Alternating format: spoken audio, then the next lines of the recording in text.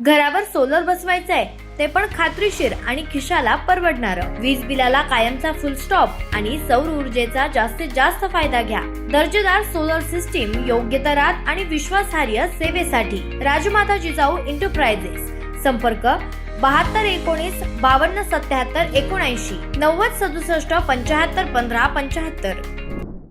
मढीतील कानिफनाथांच्या यात्रेत मुस्लिम व्यापाऱ्यांना दुकाने लावण्यास बंदी. पाथर्डी तालुक्यातील श्री क्षेत्र मढी येथील प्रसिद्ध यात्रेच्या पार्श्वभूमीवर व्यावसायिकांच्या सहभागाच्या मुद्द्यावरून पुन्हा एकदा वाद निर्माण होण्याची चिन्ह दिसत आहेत. मढी ग्रामपंचायतीकडून मुस्लिम व्यावसायिकांना यात्रेत व्यवसाय करण्यास विरोधाची भूमिका कायम असल्याचं स्पष्ट करण्यात आलंय. मागील वर्षी ग्रामसभेत 327 मतांनी मुस्लिम व्यावसायिकांना व्यवसायास विरोध करणारा ठराव मंजूर करण्यात आला होता. या निर्णयावरून मोठा वाद निर्माण झाला होता आणि हे प्रकरण न्यायालयातही गेलं होतं. अद्याप न्यायालयीन निर्णय प्रलंबित असतानाच यंदाही याच भूमिकेवर ठाम असल्याचं माजी सरपंच तथा सध्या प्रशासक म्हणून कार्यरत असलेले संजय मरकड यांनी सांगितलंय. दरम्यान मुस्लिम समाजातील प्रतिनिधींनी या भूमिकेला विरोध दर्शवलाय. ग्रामपंचायतीची मुदत संपलेली असताना प्रशासकांना असा निर्णय जाहीर करण्याचा अधिकार नसल्याचा दावाही करण्यात आलाय. तसेच देवस्थान समितीच्या सर्व अध्यक्षांकडून सर्व समाजातील व्यावसायिकांना समान संधी देण्याची अपेक्षा व्यक्त करण्यात येत आहे. भटक्यांची पंढरी म्हणून ओळख असलेली श्री क्षेत्र मढी यात्रा राज्यातील प्रमुख धार्मिक यात्रांपैकी एक मानली जाते. दरवर्षी रंगपंचमीच्या दिवशी मुख्य सोहळा पार पडतो आणि राज्यासह देशभरातून हजारो भाविक या ठिकाणी उपस्थित राहतात. यात्रेदरम्यान कोणताही अनुचित प्रकार घडू नये यासाठी प्रशासन सतर्क झालं असून कायदा आणि सुव्यवस्था राखण्यासाठी आवश्यक ती तयारी करण्यात येत आहे. यावर्षीही मागच्या वर्षीप्रमाणे जो आपण ग्रामसभेने ठराव पास केलेला आहे त्याचप्रमाणे यावर्षी यात्रा केली जाईल. ग्रामपंचायतीच्या परवानगीशिवाय कुठलेही व्यापाऱ्याला या ठिकाणी दुकाने लावण्यास बंदी असेल. ग्रामपंचायती परवानगी घेणं अनिवार्य आहे.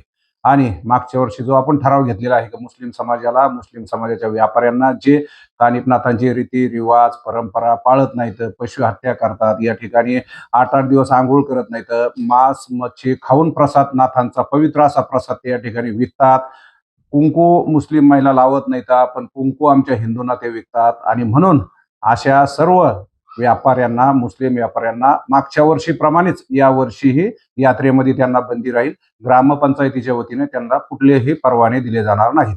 पण मागच्या वर्षी तो कोर्टाने आदेश जो आहे तो रद्द केला होता. कोर्टाने आदेश रद्द केला नव्हता. अजूनही हायकोर्टामध्ये ते प्रकरण चालू आहे. पण बीडीओने तो ठराव रद्द केला होता. रद्द एवढ्यासाठी केला होता की 103 सह्या ग्रामसभेला अपेक्षित असतात, त्या झाल्या नव्हत्या म्हणून पहिला ठराव त्यांनी तो रद्द केला होता. त्यानंतर आपल्याला सर्वांना ज्ञात आहे की आपण त्यानंतर दुसरी ग्रामसभा बोलवली होती आणि त्या ग्रामसभेमध्ये जवळजवळ 327 विरुद्ध मला वाटतं 123 मतांनी तो आपला ठराव 127 ठरावाच्या बाजूने 327 ठरावाच्या बाजूने मतदान झालेलं आहे आणि पूर्ण बहुमताने तो पास झालेला आहे. यावर्षी पण ती अंमलबजावणी होणार. यावर्षीच नाही, इथून पुढे कायमस्वरूपी ती अंमलबजावणी राहील. एकदा कायदा केल्यानंतर सर्वांनी तो कायदा पाळणं बंधनकारक आहे. मुस्लिम समाज कायदा पाळत नाहीत कारण त्यांना परमपूज्य डॉक्टर बाबासाहेब आंबेडकरांची घटनाच मान्य नाही. त्यांचा वेगळा सिरिया वगैरे काहीतरी कायदा असतो, ते हे घटना आपली मानत नाहीत. इथं याच्यानंतर कुठलेही सरपंच असो कुठलेही नवीन या ठिकाणी जरी कोणी पदाधिकारी आले तरी पण तो ठराव तो जो कायदा केलेला आहे तो पासच केलेला आहे आणि त्याप्रमाणे मुस्लिम समाजाला पूर्णपणे बंदी असेल आणि पशु हत्या ही पूर्णपणे बंद असेल. नाही सर्वात महत्वाचा विषय असा आहे की सदर मढीमध्ये मागच्या वर्षी जो ठराव घेतला होता त्याला आपण मागच्या वर्षीच औरंगाबाद हायकोर्टाने का त्या जे ठराव आहे त्याला आपण स्टे घेतला होता आणि मुस्लिमाच्या दुकानं लागले होत्या. कारण हे देवस्थानच 18 पगड जातीचं आहे. त्याच्यामुळे कसं आहे ह्या वर्षी सुद्धा आता ते जे स्वतः अध्यक्ष होते, अध्यक्ष नाही, सदस्य नाही आणि सध्या 2026 मध्ये ग्रामपंचायतीचा कार्यकाळ संपलेला आहे. त्याच्यामुळे ना प्रशासक आणि वर जी बॉडी आली त्यांचं म्हणणं आहे का आता सर्व जाती धर्माचे, कारण देवस्थान हे 18 पगड जातीचं आहे त्याच्यामुळे सर्व जाती धर्माचे लोकांचे दुकानं इथे लागणार आहेत. आणि ऑलरेडी देवस्थान ट्रस्टचे जे अध्यक्ष आता